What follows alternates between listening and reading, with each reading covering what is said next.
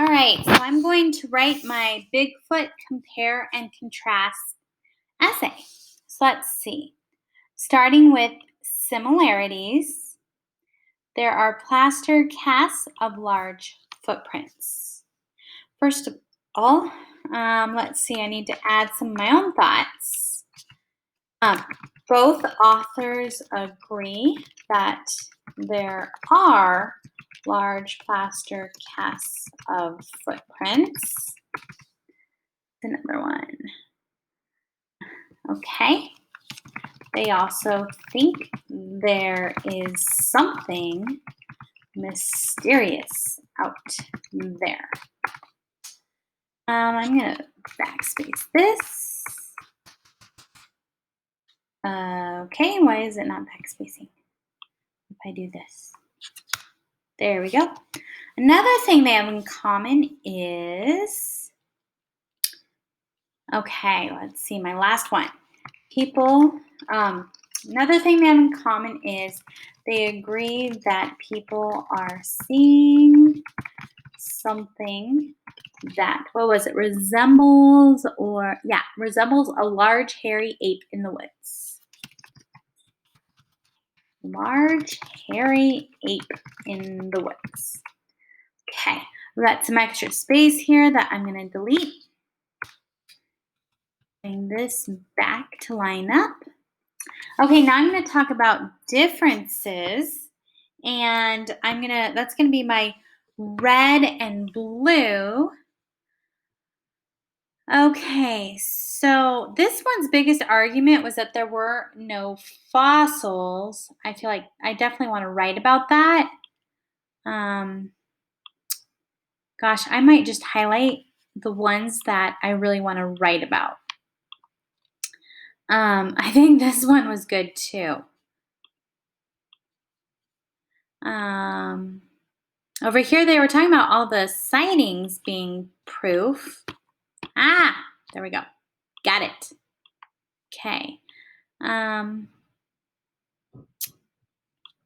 Here we go. That one. Okay. So now I'm going to write about these.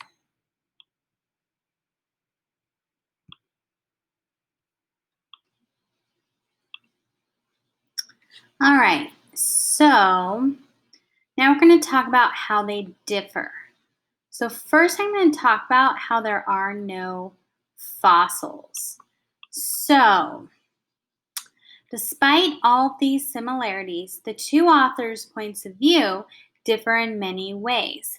Firstly, one author thinks that since there are no fossils, Bigfoot cannot be real.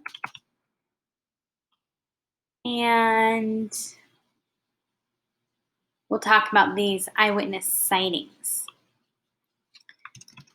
The other author argues that the thousands of eyewitness sightings prove he is real.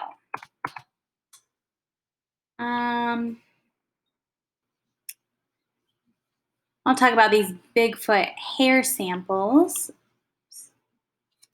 Also, oops, I already said also over here.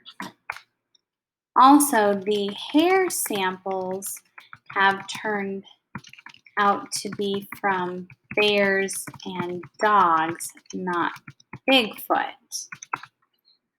Also, the other author argues that, there we go.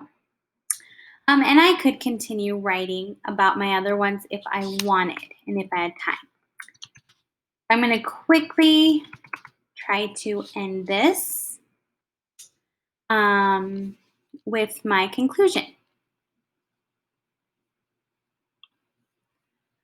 As you can see, the author's point of view are alike and different in many ways. I think Bigfoot must be real because of all the evidence. Okay, you can add your opinion at the very